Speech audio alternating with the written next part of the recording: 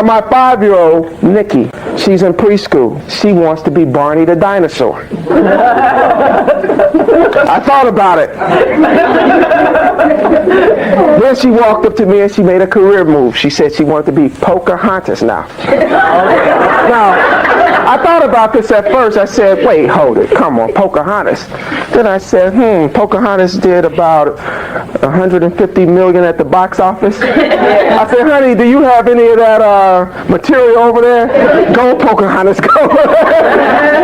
See, it's all about dreaming. See, I couldn't go into telling my daughter, my 5-year-old, that she couldn't dream. And I asked her one day, I said, well, why do you want to be Barney? She said, because Barney cares. So in her mind, Barney is positive. Barney was the image. It wasn't that she wanted to be him. It's that she connected with that image. So I had to remember not to say, honey, that's a ridiculous goal. When I was in school, I was the class clown. Always getting in trouble. Who knows the class clown in your class? I wanted to play football. They would say, man, you can't play football. Look at you. You don't have a muscle in your body. The girls would say, you so ugly. Look at you. My teeth were hanging down in here, man. They were all long and big. They used to call me Beaver Teeth. There goes Mr. Beaver Teeth. I never had any money. I always had holes in my clothes. I stand back then, we had candy cars. And the candy truck would come up to the school, and all the kids would buy candy, and I would just stand there, and they say, no, Cox, you can't have none. Y'all so poor, you can't get no candy. And I still wanted to play football. I still wanted to make it out. I still believed in that dream that Ray talked about. That I want to be the man that they never became. I want to show that you can rise above your condition. I want to show that you can get married and have a beautiful wife and beautiful children. I wanted to show that you can stay at home with your children, you can take care of them.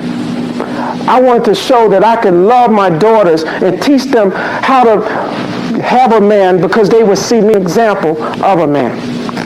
I wanted to show them that you could be with your son and you could talk to him and you could share with him that it's all right to cry. It's all right to be who you are. And I wanted to show us that you can go anywhere in this country and in the world and do anything that you truly believe that you wanted to do. And that's why I wrote this book. I was at a school one day and a teacher said, we need you to come and talk to our young men. She said, in 1989, I had 13 young boys in my classroom. 7 years ago, in 1996, she said all 13 of those boys have been murdered. She said that whole class.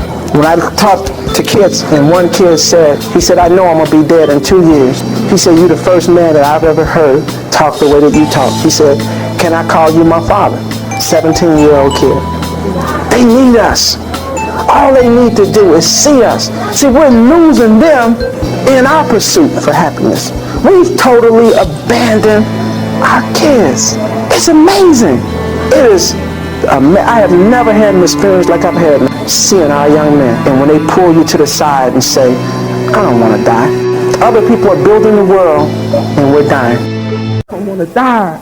EJ, I know I want to do it again and do it right. EJ, help save my soul.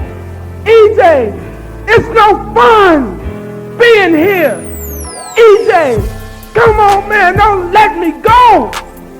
I'm young. I'm only 26 years old. I don't need to die like I'm dying. He wasn't just talking to me. He was talking to every young black boy and girl in the country. He was saying, little black boy, you may be in the ghetto, but what good can come out of Nazareth? Little black girl, you can be from here, but you don't have to be of it.